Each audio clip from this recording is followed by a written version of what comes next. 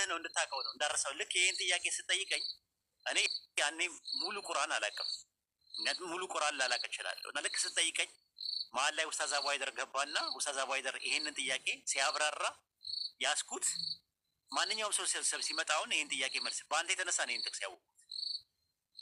እስቲል ናው ግን አንተ ግን ይህን መልስ ተመልሶልህ ኡስታዝ አቡ ሀይደር መልሶ አይደለም እኮ ቫይድ እኔ እኮ ባገኘው አጋጣሚ አዳዲስ ሰዎች የሚሰልሙትን ሰዎች እየፈለግ ይችን ጥያቄ አረ እሱን አሁን ይህንን ያነሳው እኔ ያለነሳውም እሱ እኮ ነው። የወርስ ኃጢአት አላምንም ማለት ነው። የወርስ ኃጢአት እዚህ ጋር ስለ ወርስ ኃጢአት ምንም የሚናገረው ነገር የለም። ኃጢአተኛ የለም ስላለ እኮ ነው። ኃጢአት ለአንዱ ኃጢአት አንዱ ነው። ኃጢአት አይወረስም አለ። አሁንም አላመጣም። 16:25 ላይ ኃጢአት ይወረሳል አይልም። ምንድን ነው የሚለው? እንየው ጥቅሱን። ይህ የሚሉትን በትንሣኤ ቀን ኃጢአቶቻቸው በሙሉ ከነዚያ ያለ እውቀት ሆነው ከሚያጠሟቸው የጠመሙ ሰዎች የሚቀጠቱን ቅጣት ከእነሱ ላይ ሳይጨመርና ሳይቀነስ ወደ እነርሱ ይመጣል።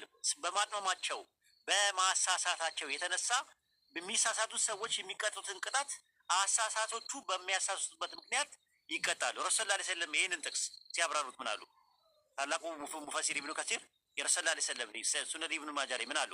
ያላ መልእክተኛም እንዲህ አሉ፣ ማንም ጠሪ ሰዎችን ወደ ጥመት የሚጠራ የተከተለው ሰዎች የሚሸከሙት ኃጢአት ከእርሱ ላይ ሳይገድልና ሳይል ይሸከማል። ማንም ጠሪ ሰዎች ወደ ምሪት የሚጠራ የተከተሉ ሰዎች የሚያገኙትን ምንዳ ከእነርሱ ላይ ሳይጎደል ይሸከማል አለ። ለምሳሌ አንድ ሰው ወደ ኢስላም አንድ ሰው ከጠራውና ያ የጠራው ሰውዬ የሚያገኘውን አጅር ወደ እኔ ይሸከመዋለሁ ማለት የውርስ ኃጢአት ነው? ወደ ሰዎችን ወደ ቅንነት መምራት የውርስ ነው? ውርስ ነው ወይስ በፈቃድ ላይ የተመሰረተ ነው? አሁን ለምሳሌ አንዱን ነፍስ ሁሉ በራሷ ትያዛለች ይላል አይደል? በራሷ ትያዛለች። ይሄኛው ግን ስለ ማጥመም ነው የሚያወራው፣ ስለ መጥመም አይደለም የሚያወራው። የጠመመ ሰው አሁን አንተ የምታወራው ስለ ጠመመ ሰው ነው ቦንዬ።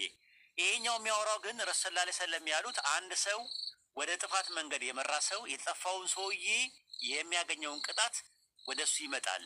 አንድ ሰው ደግሞ ወደ ቅንነት፣ ወደ ጥሩ ነገር፣ ወደ እውነት የመራ ሰው ወደ እውነት የተመራው ሰውዬ የሚያገኘውን አጅር ወደ እሱ ይመጣል በሚለው አረፍተ ነገር ውስጥ ስለ ውርስ ኃጢአት የሚናገረው ኃይለ ቃል አለ። አውጥተን ታሳይ ትችላለህ?